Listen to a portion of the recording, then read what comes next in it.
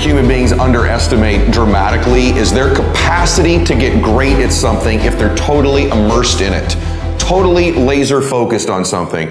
But as I've coached the very high-end athletes in my life, the top business people and entertainers, I can tell you that most people underestimate what total obsessive laser focused really is and what it looks like, because you are way more powerful than you know you are if you went crazy, psycho, obsessed, laser focused on anything, even something you're totally ill-prepared for. Humans have an unreal capacity to get great at things, even if they don't have a natural talent for it, if they're immersed in it, and to learn something and acquire a ton of knowledge in a short period of time as well. Society is conspiring all the time in our culture to completely distract you so you never win, to just divert your focus and attention. Look over here, look at this shiny thing, look at this TV show, look at this sports team, worry about what's going on here in this war. And they get these different things on television and our phones and in our lives to just get us distracted so we never get obsessed, we never get laser focused for an extended period of time. I want this is my outcome, this is my goal.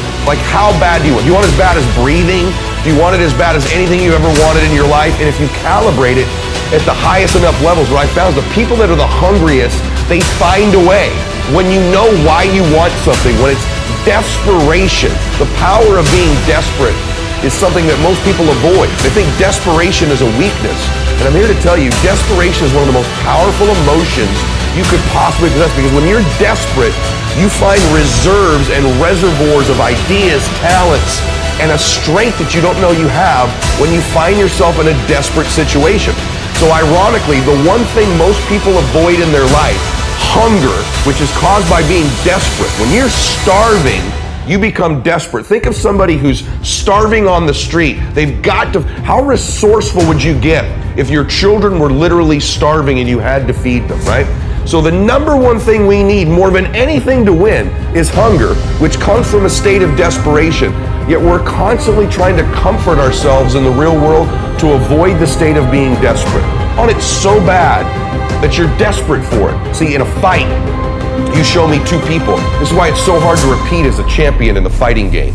Because you show me someone who's up and coming, who's hungry for that title, who's never had it before, who can taste it, who knows if they win that belt, their whole life's gonna change. They're gonna be champion of the world, all the endorsements, all the money, all their family life, all their parents' lives are gonna change. You show me somebody chasing that, hungry for it, against someone who's just trying to hold on to a title.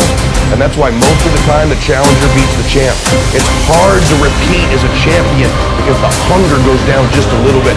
The greatest athletes, the Kobe's, the Brady's, the Jordans of sports, have a way of feeding their hunger all the time and increasing it. What separates them isn't just their work ethic, isn't just their talent, although those things matter, isn't just they practice more. What separates them is they're just hungrier.